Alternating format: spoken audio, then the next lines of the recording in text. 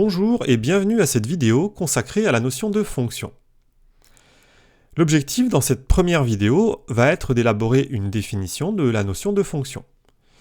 Et dans la vidéo suivante, on verra quelles sont les différentes manières de représenter une fonction. Alors autant le dire d'emblée, la notion de fonction, c'est quelque chose de complètement nouveau dans notre apprentissage des mathématiques. Dans le sens où il s'agit d'une notion qui ne ressemble pas vraiment aux objets avec lesquels on travaille habituellement. Ensuite, il existe plusieurs façons d'aborder la notion de fonction. De mon côté, afin de rendre mon exposé le plus intelligible, j'ai pris le parti d'aborder les choses sous un angle le plus concret possible. On va donc s'appuyer ici sur des exemples inspirés de situations réelles.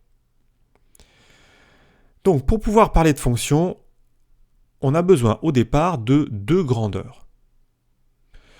C'est-à-dire des quantités qui sont exprimées dans une certaine unité et dont les valeurs peuvent varier.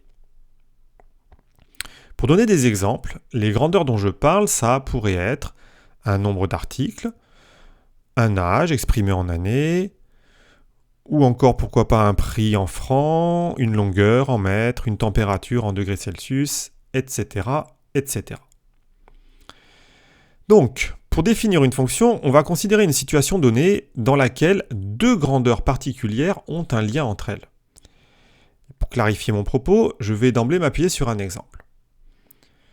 Supposons qu'on se trouve en Suisse et qu'on souhaite envoyer une lettre dans un pays d'Europe en courrier prioritaire. Dans ce cas de figure, on peut considérer deux grandeurs particulières. La première, c'est la masse de la lettre qu'on veut envoyer, exprimée ici en grammes. La seconde, c'est le prix d'envoi exprimé en francs.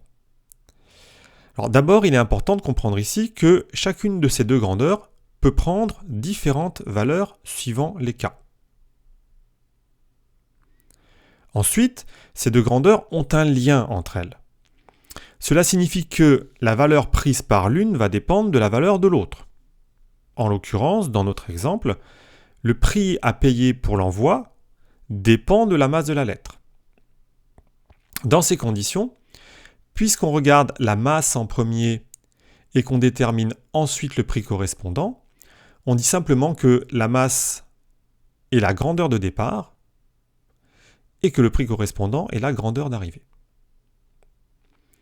Ensuite, puisqu'on vient de dire que ces deux grandeurs sont liées, eh bien, on va définir la fonction qui, pour chaque masse qu'on choisira, va faire correspondre le prix à payer. Par exemple, si notre lettre a une masse de 10 grammes, alors le prix de l'envoi est de 1,50 franc. On dit que notre fonction, au nombre de départ 10, associe le nombre d'arrivée 1,50.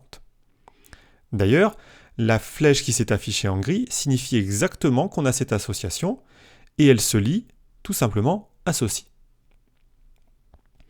On pourrait ensuite proposer d'autres valeurs de départ, c'est-à-dire d'autres masses possibles, et à chaque fois, notre fonction va associer le prix à payer.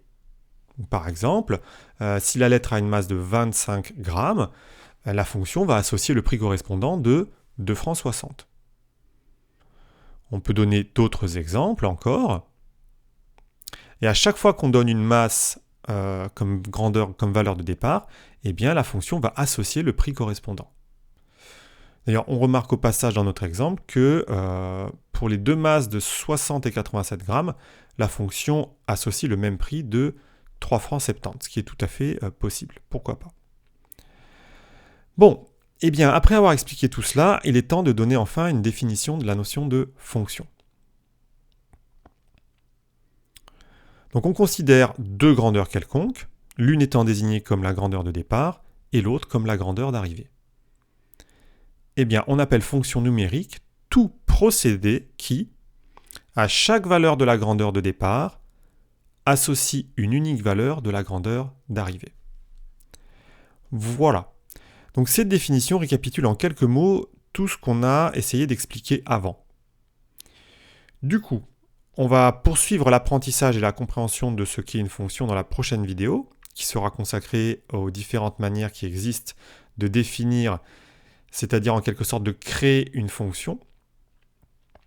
Et ce sera une occasion d'illustrer concrètement ce que sont ces fameux procédés d'association dont on parle dans la définition. Voilà, j'espère que cette vidéo vous aura été utile et il ne me reste plus qu'à vous dire au revoir.